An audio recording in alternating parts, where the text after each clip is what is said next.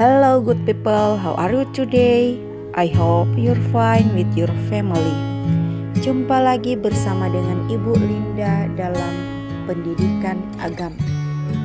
Sebelum kita lanjut dengan pendidikan agama hari ini, sikap berdoa yang sopan, kita buat tanda salib dalam bahasa Latin.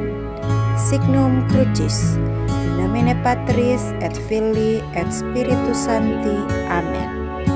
Oke adik-adik kelas 6, hari ini materi yang akan kita pelajari adalah Yesus mewartakan kerajaan Allah dengan kata-kata. Sekali lagi, Yesus mewartakan kerajaan Allah dengan kata-kata atau dengan sabda, atau kata Alkitabnya dengan perumpamaan. Mengapa Yesus mewartakan kerajaan Allah dengan kata-kata atau dengan sabda atau dengan perumpamaan? Apa tujuannya? Tujuannya agar kita mengerti, agar kerajaan Allah itu jelas bagi kita yang tinggal di bumi ini yang belum pernah melihat kerajaan Allah. Sedangkan Yesus sendiri, Dia datang dari kerajaan Allah sehingga Dia tahu bagaimana keadaan dan situasi kerajaan Allah. Oleh karena itu, ketika Dia datang ke dunia, di dalam diri Yesus Kristus, Dia menyampaikan kerajaan Allah itu agar kita semua mengerti. Oke, baiklah, mari kita simak pembelajaran kita hari ini. Hasil kolaborasi bersama dengan guru-guru pendidikan agama lainnya. Simak dengan baik ya. Hai anak-anakku kelas 6 semuanya, apa kabar kalian? Semoga dalam keadaan baik dan sehat ya.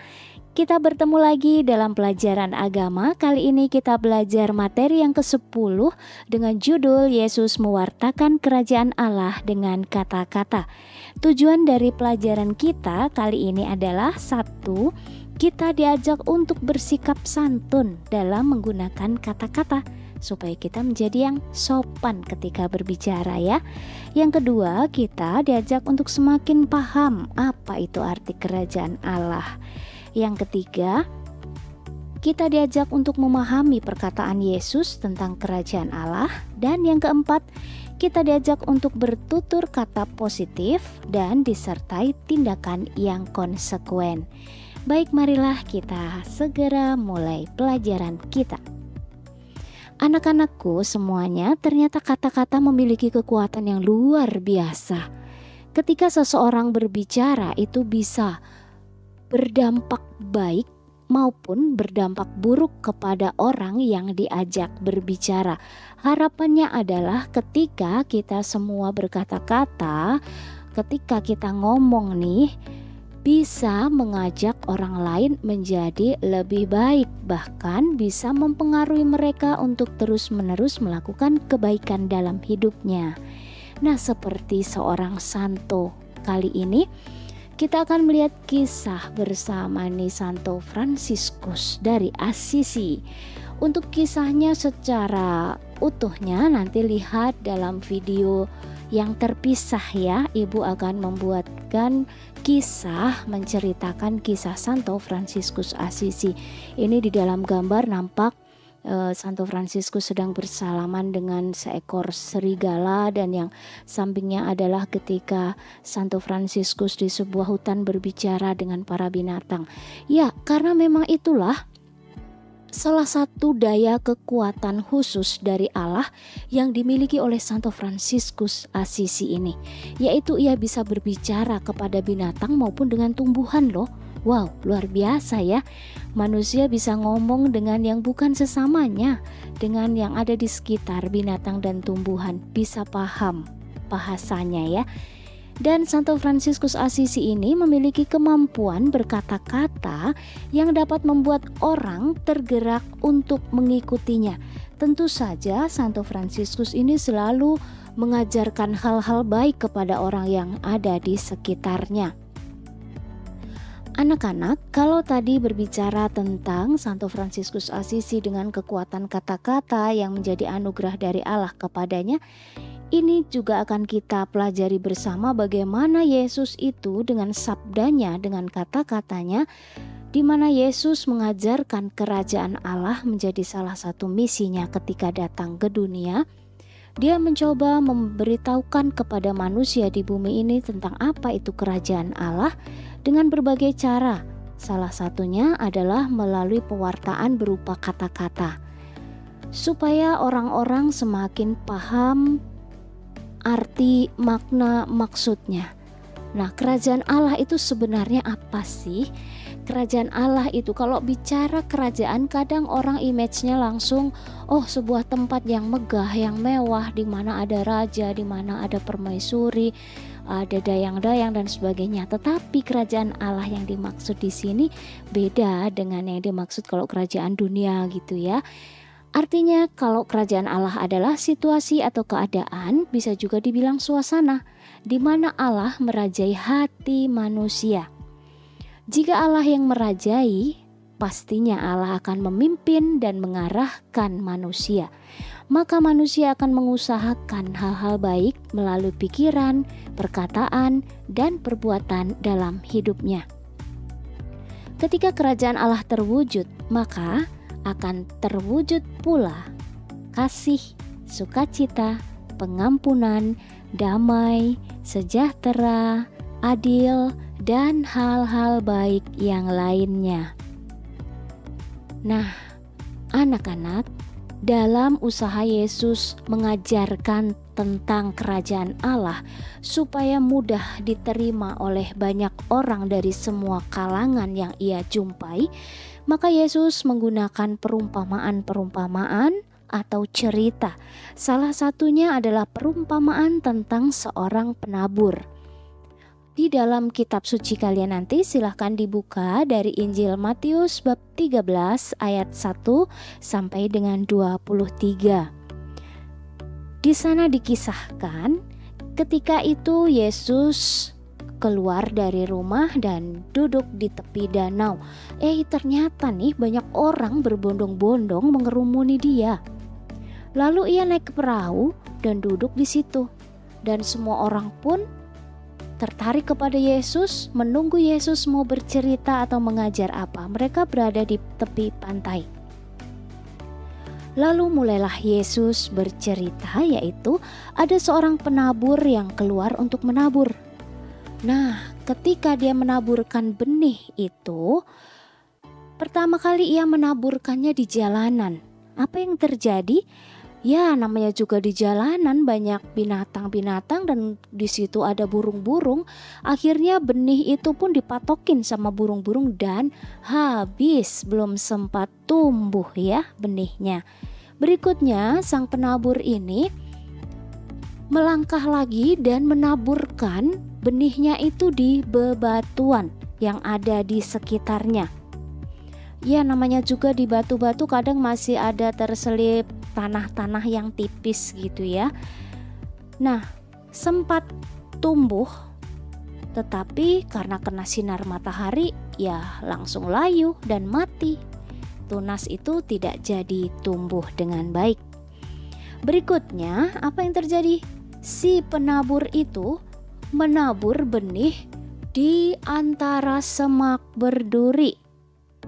Di mana semak berduri itu saling melilit, benih-benih itu pun juga terlilit.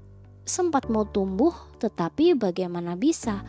Setelah dililit oleh semak berduri, ya akhirnya benih itu mati deh, gak jadi tumbuh dengan baik. Lalu apa yang dilakukan berikutnya oleh sang penabur? Ia pergi ke sebuah tempat dan di situ ada tanah yang sangat subur. Ia menaburkan dan ternyata apa yang terjadi? Wow, benih pun bisa tumbuh dengan baik. Bahkan benih itu bisa sampai menghasilkan buah yang berlipat-lipat, berlimpah-limpah ya. Nah, sebenarnya Yesus mau bicara apa sih tentang perumpamaan atau cerita itu tadi? Yesus ingin mengatakan inilah gambaran hati manusia. Hati manusia yang beraneka ragam ketika menanggapi firman atau sabda Tuhan. Ada 4 jenis hati manusia dan ini Yesus sendiri yang mengatakannya. Yang pertama adalah hati manusia yang mendengar firman Tuhan, tidak mengerti, dan si jahat merampas yang ditaburkan di hati orang itu. Yang kedua, menerima firman Tuhan dengan gembira. Lumayan nih, gembira. Tetapi ketika datang kesulitan dalam hidupnya, orang itu murtad, tidak lagi mempercayai Tuhan dengan firman-firman-Nya. Yang ketiga, mendengar firman Tuhan tetapi kekhawatiran dunia dan tipu daya kekayaan menghimpit firman sehingga tidak berbuah. Ini gambaran orang yang banyak ketakutan akan hal-hal duniawi. Orang yang terjebak kepada kenikmatan duniawi, kekuasaan, harta benda, dan sebagainya. Dan yang keempat itu adalah hati manusia yang mendengar firman Tuhan dan mengerti, melaksanakannya, kemudian menghasilkan buah yang berlimpah. Dalam perumpamaan tadi kita lihat penabur itu menggambarkan orang yang menyampaikan firman Tuhan. Siapakah dia?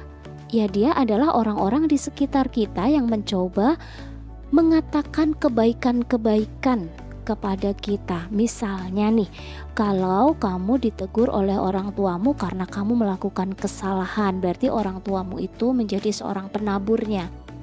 Ketika kamu di sekolah, kamu diingatkan oleh para bapak ibu guru untuk kamu bisa menjadi lebih baik. Nah, itu berarti sosok bapak ibu gurumu menjadi penabur benih. Dan masih banyak lagi orang-orang baik di sekitar kita, ya. Jenis tanah itu gambaran hati manusia yang berbeda-beda. Nah, kira-kira kamu yang mana nih? Mau yang tanah subur, tanah berbatu, pinggir jalan, atau yang dihimpit oleh semak duri? Ya, harapannya sih kita semua tanah yang subur ya. Firman Tuhan, kebaikan itu bisa tumbuh dengan baik. Benih itu sendiri adalah sabda atau firman Tuhan. Yesus menggunakan perumpamaan atau cerita dalam mewartakan kerajaan Allah. Mengapa ya? Karena memang sebuah cerita atau perumpamaan itu memiliki makna kekuatan yang luar biasa, daya ubahnya. Karena satu cerita itu bahasanya lebih menarik, lebih lugas. Jadi orang yang mendengar biasanya akan lebih suka nih kalau diceritain. Coba kalau kamu diceritakan, didongengin gitu kan pasti oh ya, terus gimana? Nah, kamu merasa tertarik daripada kalau kamu diomongin dengan bahasa yang dengan tata bahasa yang baku gitu ya. Mungkin kamu akan merasa bosen gitu ya. Yang kedua, cerita atau perumpamaan itu kalimatnya mudah dipahami oleh semua kalangan masyarakat. Baik itu anak kecil, orang dewasa, baik dia yang mungkin gak sekolah sekalipun, kalau didongengin atau diceritain pasti akan lebih mudah pahamnya ya. Berikutnya adalah cerita itu memiliki makna yang dalam.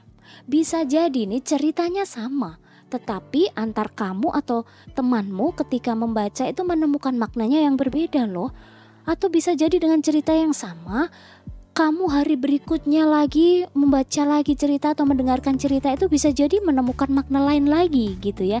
Itulah jadi cukup kaya makna dengan sebuah cerita. Yang keempat, dapat membuat orang melakukan sesuatu tanpa harus disuruh dengan perintah-perintah tertentu. Karena hatinya sudah senang dulu, tertarik, sehingga tanpa disuruh pun akan melakukan. Oke adik-adik, demikianlah pembelajaran kita hari ini tentang Yesus mewartakan kerajaan Allah dengan kata-kata. Tugas kalian adalah tuliskan 10 perumpamaan Yesus. Sekali lagi, tuliskan 10 perumpamaan Yesus. Kalian bisa melihatnya di dalam kitab suci, di dalam Injil. Silakan dicari 10 perumpamaan Yesus, ditulis di buku dan dikirimkan kepada ibu. Jelaskan? Oke, demikian pertemuan kita hari ini. Kita tutup dengan sama-sama membuat tanda salib. Signum Crucis, in nomine Patris et Filii et Spiritus Sancti. Amin.